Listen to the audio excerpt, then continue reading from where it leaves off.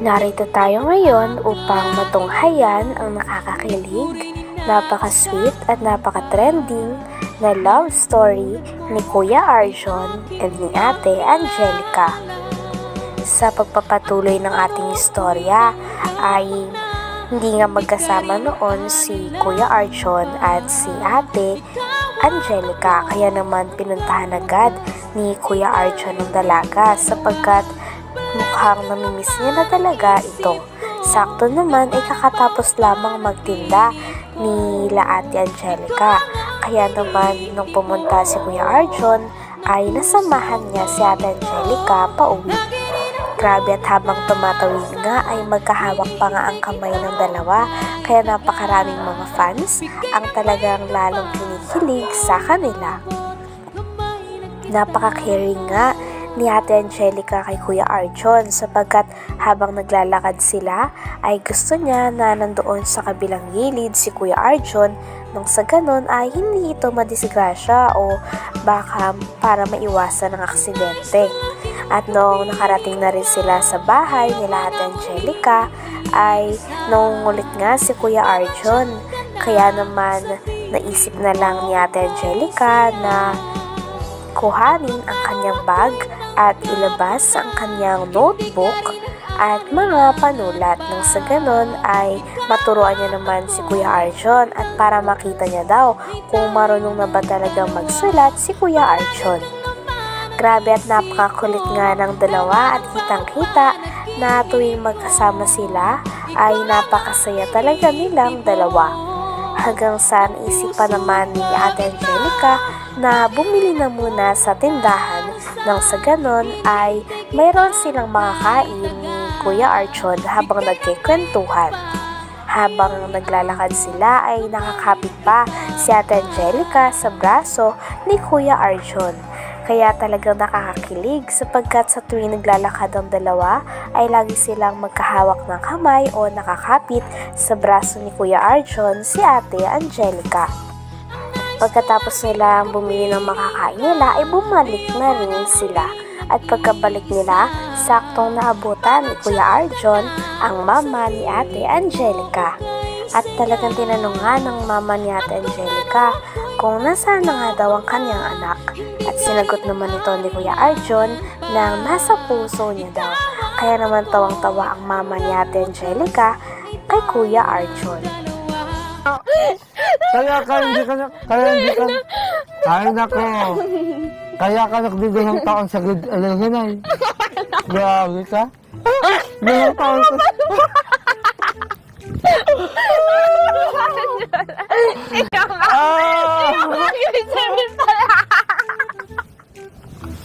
Grabe ka.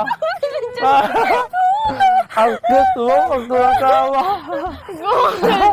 Ang cute mo pag tumatawa.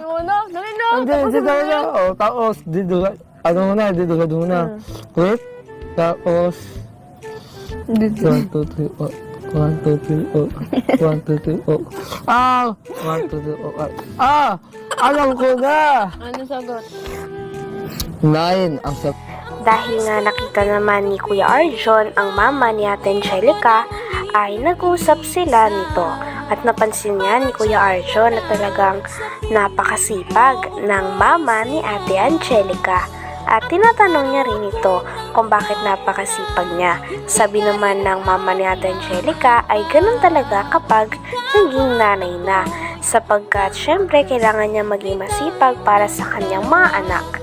Sabi nga ni Kuya Arjon ay parang sa kanya daw talaga namana ni Ate Angelica ang pagiging masipag. Sabi naman ng mama ni Ate Angelica ay ngayon daw ay parang hindi pa pwede sapagkat nag-aaral pa daw si Ate Angelica. Kaya ang gusto niya daw ay makapagtapos muna ng pag-aaral si Ate Angelica at makapagtapos din daw si Kuya Arjon. Kaya nang sa ganon kapag okay na ang lahat ay papayag naman daw siya. Kaya naman kinilig talaga si Kuya Arjon dahil parang botong-botong na nga sa kanya ang mama ni Ate Angelica. Kaya naman tinulungan din ni Kuya Arjon ang mama ni Ate Angelica sa ginagawa nito Kaya makikita natin na napakabuti talaga ng puso ni Kuya Arjon. Poging-pogi ka talaga dyan sa suot mong yan. Dako, Nay. Siyempre, magandang anak nyo. Kailangan gwapo din ako, di ba? Talaga ikaw Magandang ay... ulo ko. Kaya na yung ganda mo, Nay. Kamukha mo yung nasa Princess Sarah. Si Miss Vincent. Tapos si Sarah Geronimo, kamukha mo, Nay. Talaga? Bulero ka talaga, Arjon, ha? Grabe, Nay. Ang sipag mo, Nay. Maano talaga sa'yo si Angelica sa kasuagan mo, Nay.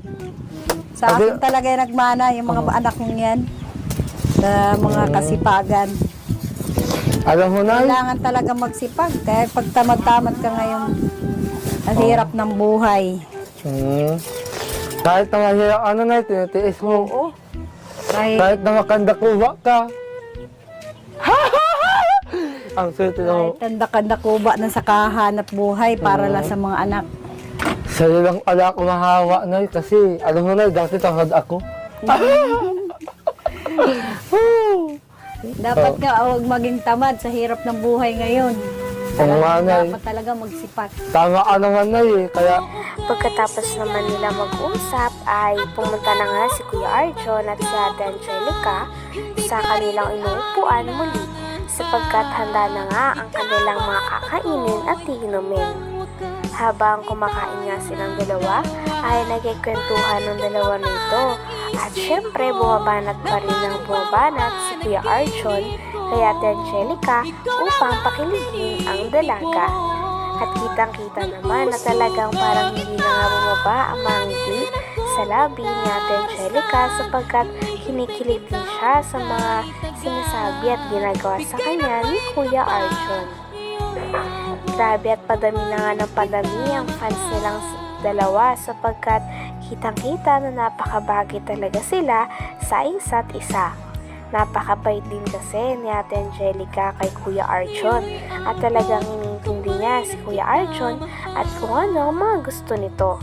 Hindi rin nagsasawa si Ate Angelica na makinig sa mga pagpapakilig at pagbabanat ni Kuya Arjon. At si Kuya Arjon naman ay gusto na hindi na nahihirapan si Ate Angelica palagi. Gustong-gusto niya din na napapatawa niya si Ate Angelica kaya naman nung napatawa niya nga dalaga ay sobrang sayang-saya din siya. Sa huli ay nagpasalamat din si Ate Angelica at Kuya Arjon sa mga tao na walang sawang sumusuporta sa kanilang dalawa. Talagang mahal na mahal daw nila ang kanilang mga supporters at shoutout din nila muli si Kalinga Prab pati na rin ang asawa nito. Gusto rin nilang magpasalamat sa mga tao na nag-send ng mga support at lalong-lalo na kay Kalingap Tata na nagdidirect ng kanilang love story. At doon na nga nagtatapos ang ating nakakakilig at talaga namang napaka-sweet na love story. Wow! Ang galing naman ni Arjon! Paano nakuha yun? Wala eh. Sa utak lang iniisip yan. Talaga, thank you! Kala ko, kiss mo ako. More? Pero thank you talaga, ang galing mo. Sige na.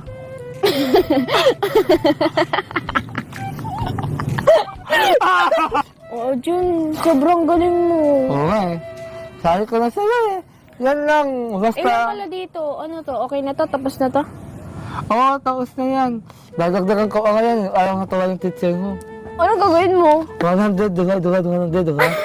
Oo, wala natin. Kaya ang space. Divide. 100.